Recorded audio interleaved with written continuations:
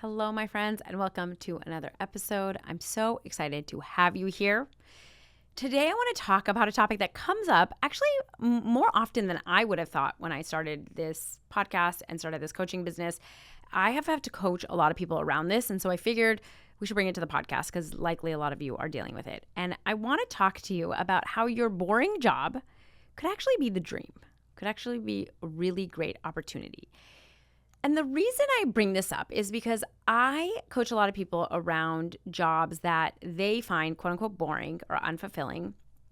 And oftentimes these are jobs where they might actually have a lot of free time. Like maybe they are, sitting at the front desk somewhere and there's not a lot of people coming in and out. That's just like an example. Or there's times where it's like it's just a very easy job. It's something that doesn't require a lot of mental stamina or energy, and they sort of know what they're doing and there isn't a lot of growth, and they're kind of clocking in, clocking out, and so they find it boring. And a lot of people come as if this is like a very big problem, and I want to talk about how it could not be a problem and how it can maybe be the stepping stone to kind of creating a life that you want. And I want you to just think about it differently so you can decide what you want to do from here, okay? So typically, I think the problem arises because we have been sold this lie, for lack of a better word, lies, plural, about what our jobs should be. And I think that we have this like dream that we should have the most passion-filled, purpose-filled dream life job, that makes us feel amazing every day and we love it. And it's so funny because if you talk to people, it's like, I want the perfect mix of feeling challenged and excited, but also not too much where it's stress and pressure. And I know exactly what I'm doing, but I'm also growing, and that I have a boss and coworkers that I love that don't expect too much of me. And it's like, okay, like obviously that doesn't exist. And I've talked a lot about on this podcast about the fact that like even jobs that I think are jobs that you can love, they're still 50-50. I talk a lot about my own business because I like to give the example that like I love what I do. I still can't believe that I get to do what I do. Can't believe that I get to make a living coaching people and talking to people about their careers and helping people. And yet I hate 50% of it, right? Because if I like the coaching aspect and talking and kind of big ideas and certain client-facing things, naturally, a lot of my abilities don't really lend to the back end stuff, taxes and systems and onboarding and offboarding and customer complaints and managing people. And that's part of a business. Okay. This is what I always talk about. Like even people who are super passionate about, let's say they have a hobby that they turn into a business. So let's say they are an artist and they paint or they do ceramics. It becomes very different when you make that a business, because it's not that you are now just doing this thing that you do for yourself in your own time. You now have to do the business aspect of it. And so I think a lot of people get burned out because they go in thinking like, well, I'm going to spend all of my days painting. This is going to be great. It's like, but you're not going to spend all your day painting. You're going to then have to, do marketing and do sales and have the back end stuff and figure out, how to sell enough in order to sustain yourself. And that is going to create stress. And so I think that this idea that there is any job where you're going to be like happy-go-lucky, rainbows and sunshine is just an impossibility. And so we have to remove that. You have to understand that there will be 50% that you don't like, probably at every job. And it is a trade-off. It's not to say that the 50% is the same, right? When I was a lawyer, the 50% was likely like the stress, the anxiety, the long hours. And for me now, it's really just, some of the boredom, some of the embarrassment of like putting myself out on the internet, other things. And so you can trade for different 50% for sure. But I just think that we have to disabuse ourselves of this idea that there is any job where we're going to be like, this is fantastic all the time, right? I think the second part of that is also this idea that you have to do something that is fulfilling, or you have to do something you're passionate about, your purpose. I see so many people waste so much time in their life looking for this like grand purpose. You don't have to do what is your quote unquote purpose. Like this is such a lie that has been, I think, perpetrated by capitalism and kind of this society that we have, where I think that we believe it's almost this like exceptionalism within our like individualistic societies, where it's like, I am some special unicorn, which you're a special human, but it's like there's some purpose in my world. It's like this very grand vision of like I have to change the world. And this comes from a lot of like the marketing where we see these stories of like 30 under 30 and like these really big successes, and we think that we have to create this huge change by ourselves.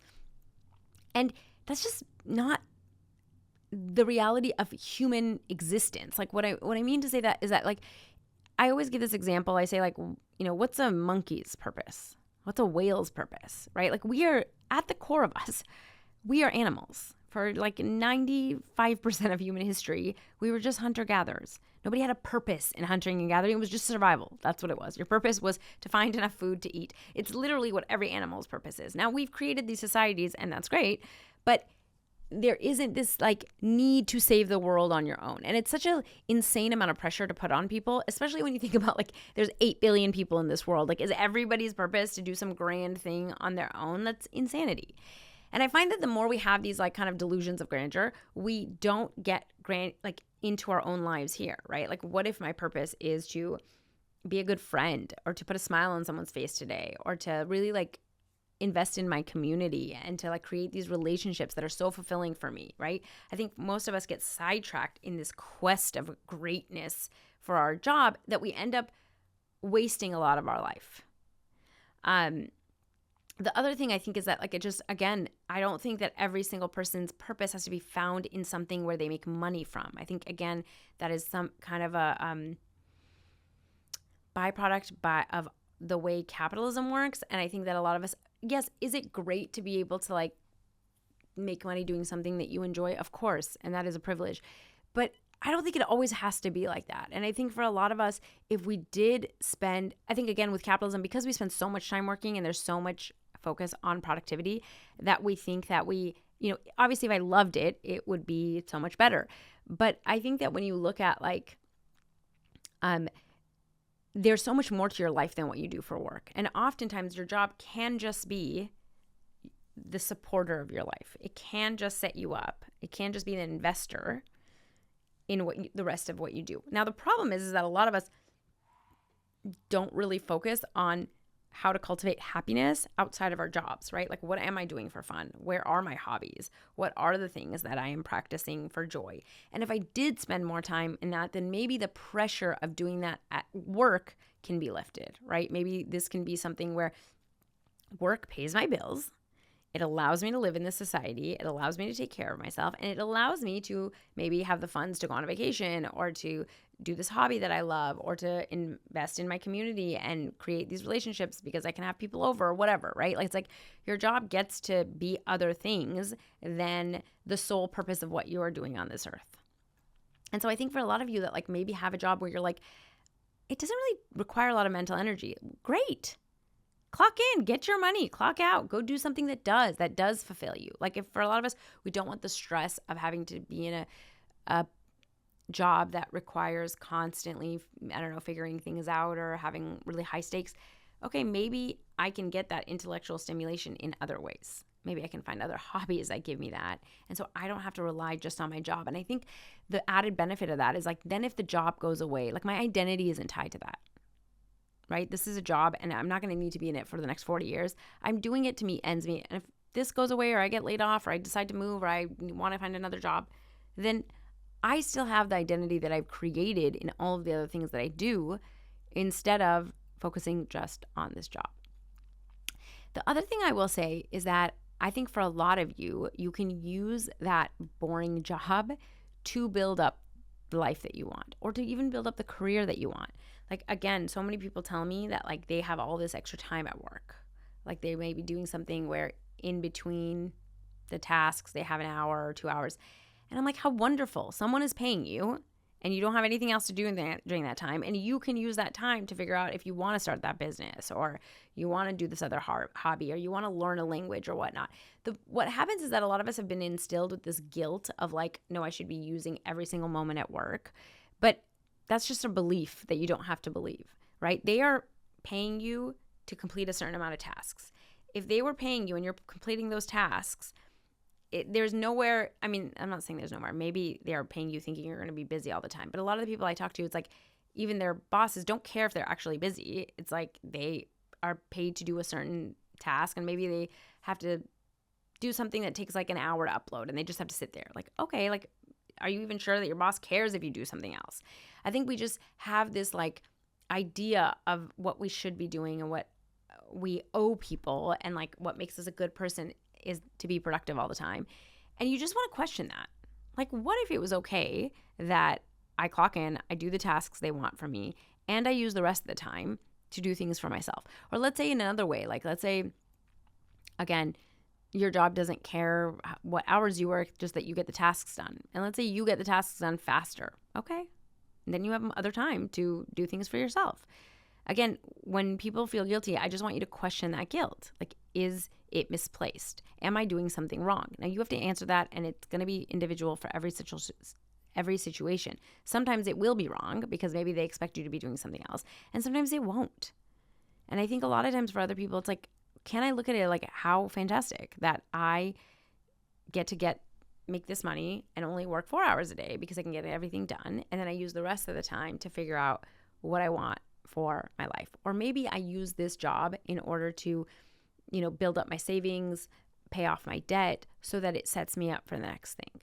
I think that we don't realize the benefit enough of having a boring job or having a good, stable job that pays the bills, that accomplishes something for me, right? Either gives me the stability to try other things, gives me the time to try other things, gives me the energy because I'm not putting so much energy at this job to do other things. That in and of itself can be a benefit. And if you're looking at it as like, oh no, but I should be doing something more exciting, I should be doing something more successful, I should be doing something that makes more money, I should be doing something that challenges me more, I just want you to question why.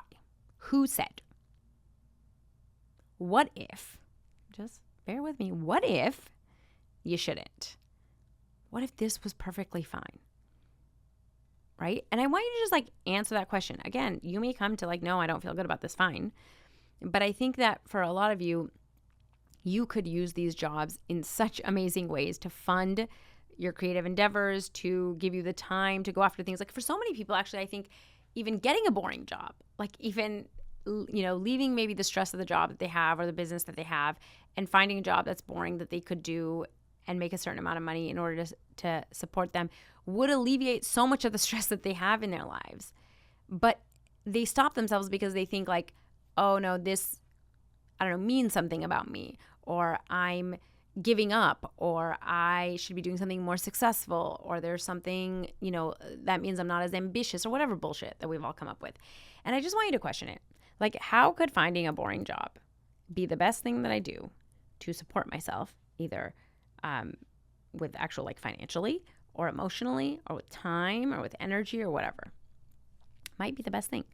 I think that there is a lot of benefits to these boring jobs that a lot of us seem to hate. And I think that if we can get out of our belief system that like, I'm wasting my time on earth here because I'm sitting in this job, or I'm not doing something more fulfilling, and we sort of reframe how like, can this job simply support the rest of my life? There's so much more you can do, right? There's so much more that you could create in your life if you don't put the pressure of having the most fulfilling, the most purpose-filled, the most passion-filled job. So this is my, in defense of all the boring jobs out there. If you have a boring job and you feel like, it pays the bills, but it isn't the most like enticing thing, I just want you to reconsider. Could this be the thing that helps me build the life that I want? Could this be the thing that helps support me and create peace and is the launch pad to figuring out what it is that I want to do? Maybe you're not stuck. Maybe you're just looking at it the wrong way. Maybe that job you have is perfectly fine for now. Again, you also have the time, the ability to change your mind. So when I say this, it's not to say that like maybe this is the job for the rest of your life. It's like maybe this for the next year or 2 or 3 or 5 or whatever is the job that like keeps me through this stage and helps me pay off my debt and helps me build that business or whatever, or helps me like develop the community and the hobbies that I want to create outside of it. Just look at it from a different angle because it might just be the best job for you. I hope that's helpful. If it is, join me next week for another episode.